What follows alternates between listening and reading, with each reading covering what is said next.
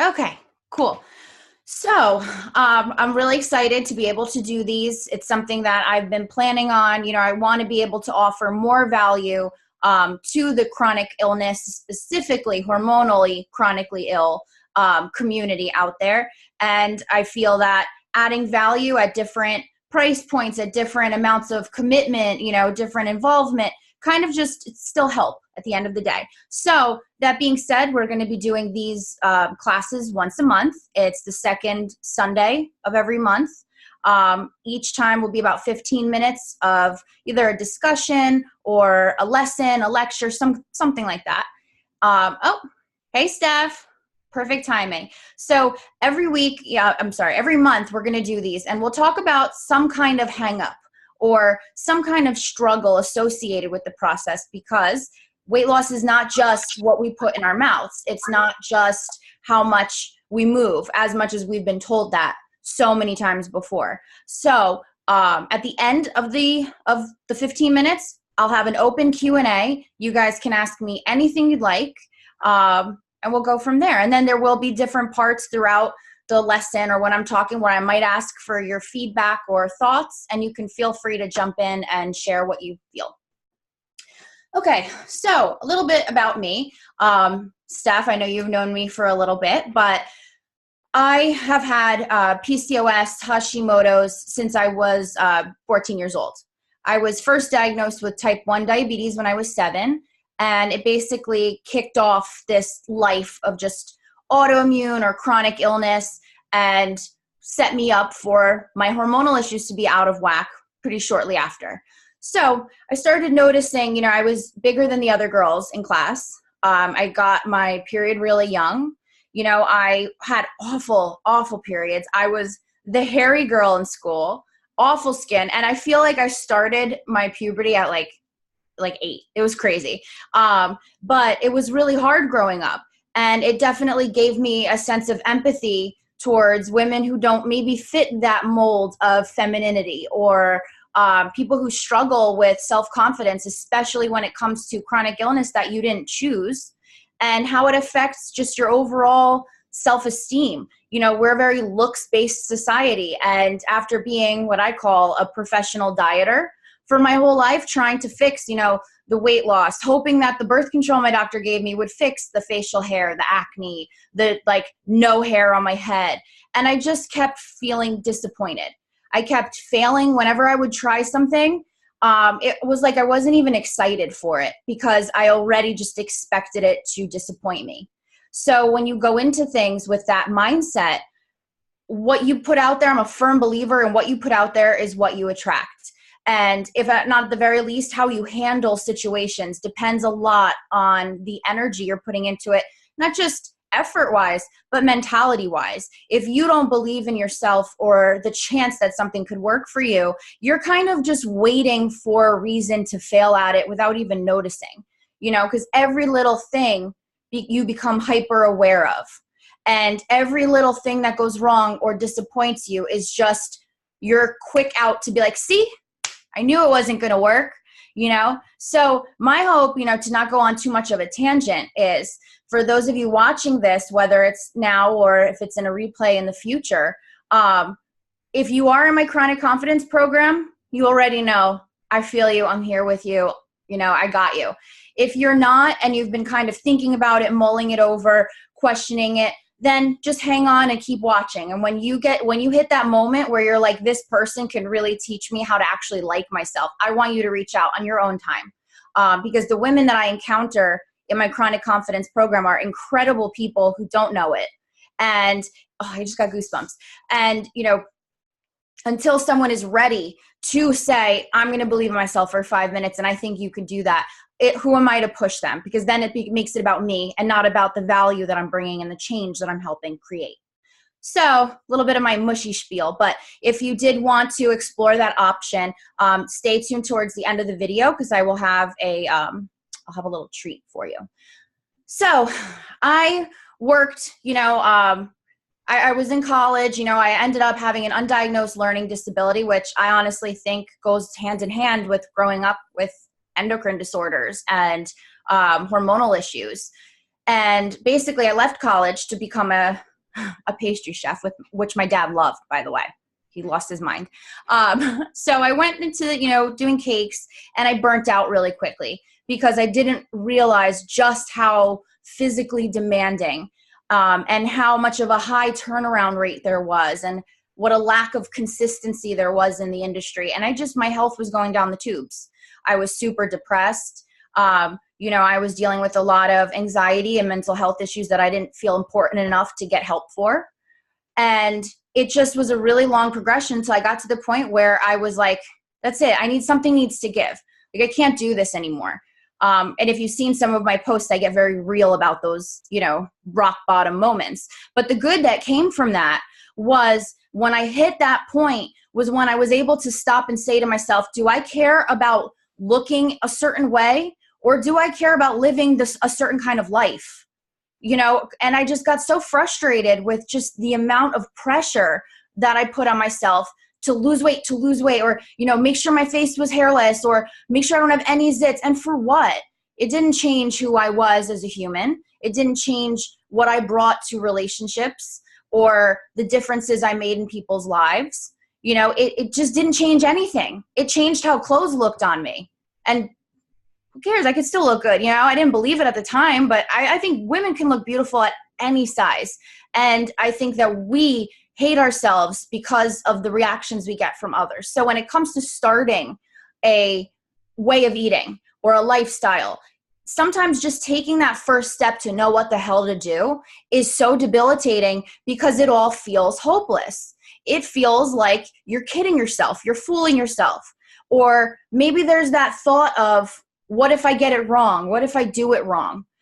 Everybody says, oh, I don't know how the hell to eat. You definitely do, but the problem is there's so much overwhelming information out there. What are you going to sit and make like a Pinterest meal every single night? That's not realistic. So of course things seem impossible. And at the end of the day, no matter what, there's still that guy in the back of your head going, what if you don't do it? Like, you're probably just going to try real hard and still look this way in a few months. And you definitely won't accomplish anything if you don't try. So I'm going to go over some common ways that people screw themselves over. I'm going to give you a few tips. We only have 15 minutes. I'm going to try and stick to time, but I get chatty. I have my notes here to try and keep me on track. So if you see me looking off to them or flipping the page, I don't know. I never told you guys I would be smooth. So let's start here. Some common thoughts. What if I get it wrong? If you're worried about your diet, you doing it incorrectly, you might want to consider, excuse me, hang on.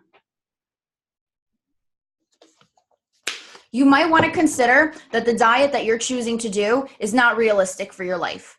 Now, I'm not saying don't sit and question that and see if truly it is something that fits along with your life and it's just overwhelm and anxiety that's stopping you. But if something has so much room for error that you're actually so worried about it that you don't trust yourself, that to me does not seem like a sustainable way to eat. Because when you are trying to find a weight loss plan that will help you in the long run, you need to throw that quick and fast mentality out the window. And you need to start looking at things like, is this a realistic diet to do? Will I enjoy it? Is it livable for long term? Because if we treat things like it's a temporary sentence, like here's a temporary, period of torture, and then you'll lose weight and you'll be great at the end. But if you can't wait for that style to be over, how are you going to keep those results? You will go right back to the same patterns and habits you had. So throw quick out the window, okay? If something is so complicated that you do not trust yourself to even begin it, maybe that's not the right plan for you. And it's okay if that's the case. There are so many different personalities out there. There are people who love that structure. They love research. They love knowing all the little nitty gritty. Kind of me. There are people who need a more free-flowing kind of plan with different parameters, and that's how they do best. There are people that just are given a set of rules and they say, just follow this. And they do best that way. So if you're the type of person, oh wow, it's 8:15 already. Oh wait, we're going 5 minutes over because we started 5 minutes later. Okay, we'll probably go a little over. I hope you don't mind. So if you're the type of person who doesn't do best with a overcomplicated diet plan. It's not your fault, and you're not bad for not being able to do it. You are recognizing the things that may screw you up down the line, and you don't want to go for a diet plan like that. That being said, I'm starting this week. You want to start a diet plan that requires a major change, you need to have days of ideas like written down or shopped for. Because what? Oh, I'm starting next week. Are you just going to go to the store that day and buy your meal, or like try to figure it out on the go? You're going to be met with the same reasons that you've been eating the way you've been eating. And that is convenience, taste, or just not knowing what the hell else to eat. So it does take some prep work. Not that you have to sit there and meal prep, because if you know me and you read my posts, I hate meal prepping. But you should have some kind of a plan, at least for the first week or two, so that you aren't in the dark and in a position where you have to decide between not eating anything because you don't want to screw it up, or, I don't know, giving up. So if you're having a hard time saying, oh, I'm going to start. No, look in your calendar, put it in your calendar. Go a few days prior to that start date and put it in your calendar for you to plan it, and sit down and get a plan for that first week or two. So as you're learning on the go, you don't also have to think about how to feed yourself when you're starving. It's like the worst time to require yourself to think, honestly. So, what if I don't lose anything? If you are so afraid to try because you haven't in the past, then there are two options. You either have to learn to accept you at where you're at, learn to love yourself with the way that you look and the way that you are, and honestly say that it is okay and worth it to you to not follow a diet plan, and that you may have times where you feel bad about that, and people may make you feel bad about that. But if that is where you are happiest, life is short. Be happy and don't value yourself based on appearance. If you hear that and you say, but I want to lose weight, I want to be healthy, then you need to take a look at it and say, well, if I have to live these days anyway, am I going to live these days eating food that makes me feel bad and feeling like crap about myself? Or am I going to live these days finding a plan that I enjoy, and finding a plan that, you know what, even if no weight comes off, I'm happier that way? Because I guarantee you, if you pick the second one, if that's what's for you, you will lose weight. It will come off as you live out your days, because that's just how it will happen. But when we are obsessed and we are putting ourselves on a time frame where I need to lose by this certain time, I need to lose this much within this period of time to feel like it's worth it, what you're doing is setting yourself up for temporary. That's not the way to do it. You need to learn how to live. You don't need to learn how to put yourself on a diet. You need to learn how to live eating food that helps you feel good and helps you get the results you want. That's the hard part, not the diet. And I know some fears and hesitations that people have, like, when you're out eating in a public place, and that's when you're trying to figure out what to eat, and this panic comes over you because you don't want to seem like an idiot. You don't want to draw attention to yourself and have the whole table talking about how you're eating these days. I mean, when I was at my heaviest, I dreaded those talks. Like, it was so embarrassing. One, because I didn't know if it would work yet. Two, because I didn't want people to know that I was trying to not be fat anymore. Like, it was just an embarrassing concept to me. So if you've been avoiding social situations, don't. But you need to have a plan going into them. To have a little pep talk with yourself. Say that plan out what you're going to explain to people, what you're comfortable explaining. And go in there armed and ready to go. You have the power in that situation. Or how about people saying, my family makes fun of me, or my family doesn't eat like I eat. They eat differently like I do. You know what? You are worth saying to your family, if you do not want to do this with me, I totally understand. But I need you to be understanding as well, and not bring food into this house that would derail all the progress I'm trying to make. Because guess who you're doing it for? You're not doing it for you 100%. You're doing it to be around longer for your family. You're doing it to not be grouchy and crabby and sad and tired all the time. You're doing it to not have it be a traumatic event getting ready to go out with them. You're doing it to include them in your life. So I don't think there's anything wrong with drawing the hard line and saying, I need some help, I need some support, and this makes it very hard on me. Or if someone in your family is making fun of you, tell them, I'm not doing this just for me. I wish I could eat whatever I want and be fine. Maybe you should include your family in the health struggles that you have or the mental struggles that you have, and be surprised when they understand that it goes much deeper than just food. But either way, you deserve making it a priority. You deserve saying, this is what I'm doing. And if you plan on doing any kind of eating plan, know that that decision is required. You do not have to explain yourself if you don't want, but you do have to be prepared that people who are not on the same path as you will not always clap to support you. I have some more stuff written down here, but I think I basically covered it. So basically, I want you, before we open it up for the Q&A, I want you to think about what else is at stake besides your weight, besides your shape, besides your size, your appearance. Because you know what? It's all subjective. Back in the day, women who painted their faces white as a ghost and, you know, were like sitting down all the time and plump. That was attractive. Then the 90s happened and it was like anybody who looks like they may have malaria, like that was attractive. Ugh. You know, the early 2000s, we had like no eyebrows and we wore pants that like barely covered our, you know, hoo-ha.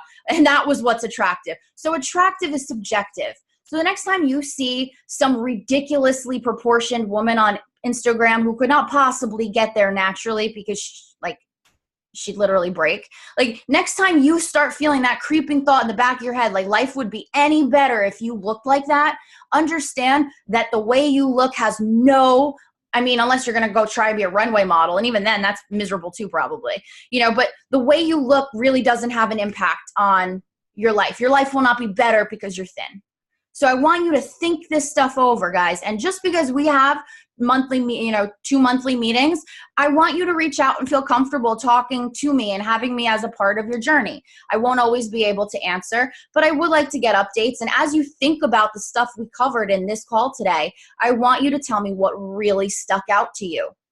You can tell me on here too, but those of you watching the recording down the line, what really stuck out thinking about? And what are you leaving this call with? Okay.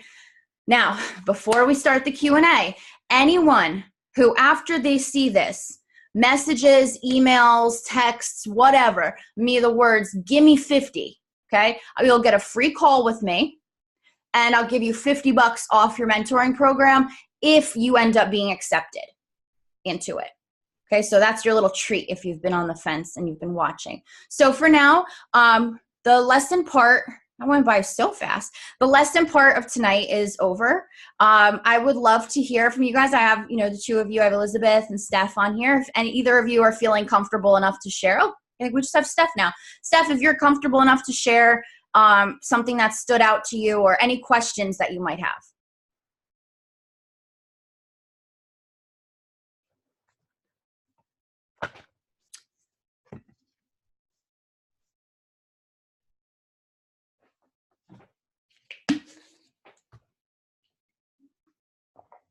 Okay, so I hope you're not typing. I always exit out of these faster. I wish they had something that said, so-and-so is typing. Oh, wait, there you are. Looking for the chat thing. Okay. Yeah, I wish that it said so-and-so is typing. It's so helpful because I'm always like, oh God, I just don't want to sit here and awkwardly stare at the screen. But I don't want to kick anyone off if they're in the middle of typing a long question. I'd be so mad if that happened to me.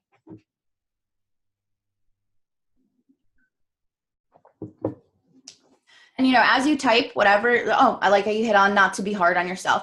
Yeah, we are the inflictors of our own pain, truly. And if you have anyone in your life that is saying things to you that are making you feel like crap, you need to pick yourself first and understand that people who care about you aren't going to try and make you feel like crap. If you want to start or stick to a certain way of eating that makes you feel good, makes you feel happy, and is doable for you, and what does that matter to anyone else? So if you're worried about other people's reactions and that's why it makes you harder on yourself, know that you can choose what you do with other people's reactions or thoughts of you. And when you truly stop giving a damn, that's freedom. And that can come at any size.